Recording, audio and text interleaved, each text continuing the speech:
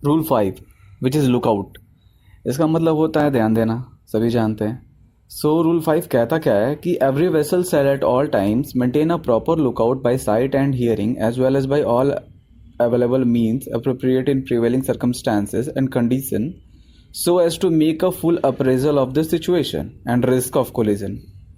सो इसके कहने का मेन मतलब यही है कि हमें बस कोलिजन से बचने के लिए एक लुकआउट, प्रॉपर लुकआउट जो भी मीन्स अवेलेबल है उसके थ्रू करना चाहिए।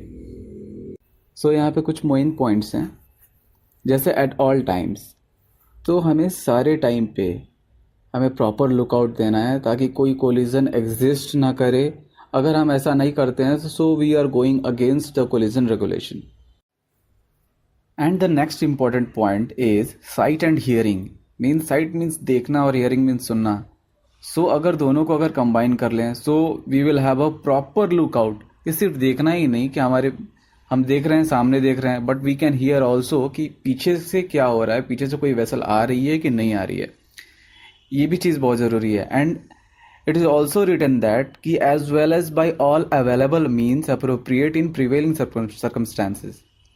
जो भी मीन्स अवेलेबल हैं उसके थ्रू भी हम देख सकते हैं। जैसे अगर कोई फॉगी एरिया है, कोई जहाँ पे बहुत ज़्यादा फॉग है, जहाँ पे हम अपने साइड से प्रॉपर लुकआउट नहीं कर सकते हैं, so we will have the means कि हम उसके थ्रू प्रॉपर लुकआउट कर सकते हैं। And the next important point is appraisal of the situation. Appraisal means अंदाजा लगाना। सिचुएशन जो हमारे सामने हो रहा है, हमारे सामने जो हो रहा है उससे हम एक अंदाजा लगा सकते हैं कि आगे क्या होने वाला है।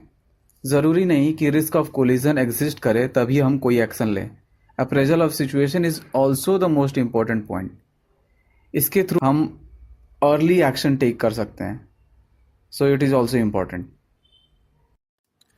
For example we will take a vessel जिसका फॉरवर्ड सामने है और आफ्ट उसके पीछे है, और उस पर एक ऑफिसर ऑन वॉच हम प्लेस्ड कर देते हैं। ठीक है। सो वो ऑफिसर ऑन वॉच जो ऑफिसर है वो क्या करता है कि वो अपने लेफ्ट की तरफ मूव करता है और फिर अपने राइट की तरफ मूव करता है। तो इससे हमारा प्रॉपर लुकआउट तो होता नहीं है, क्योंकि हम बस लेफ्ट और राइट देखेंगे तो it's not a proper lookout. Let's see why, क्यों होता है ऐसा। Let us take that officer on container ship, और कंटेनर शिप अपने मस्ती से चल रहा है, बट जो ऑफिसर है उसको ज़रा भी अंदाज़ा नहीं कि उसके पीछे से भी एक वेसल आ रहा है, क्योंकि वो अपना प्रॉपर लुकआउट अच्छे से कर ही नहीं रहा था, बस लेफ्ट और राइट देख रहा था। उसके पोर्ट साइड से एक वेसल आ रहा है and he is not well aware about the situation कि क्या होने वाला है।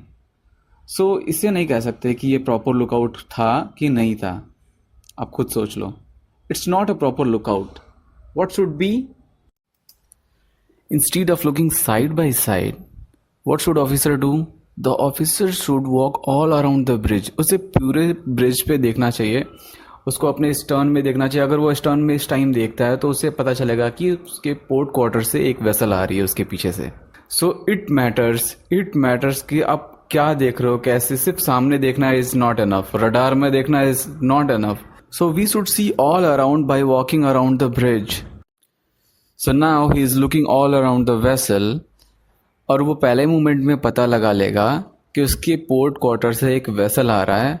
So this is the appraisal of the situation, और इसके अकॉर्डिंग वो एक्शन लेगा। By doing this there is no existing of risk of collision. Let us see the container vessel. Obviously there is officer on bridge who is looking port and starboard, forward him, behind him, and following all available means which is present on bridge, and he is following and taking all the actions to getting familiar with the situation and avoiding the risk of collision. Suppose there is a foggy area, so what should he do? उसको क्या करना चाहिए? सो इस case में उसको forward मास्ट पे एक और ऑफिसर होना चाहिए, प्लेस्ड करना चाहिए, because he will see early then that officer who is on the bridge. तो उसको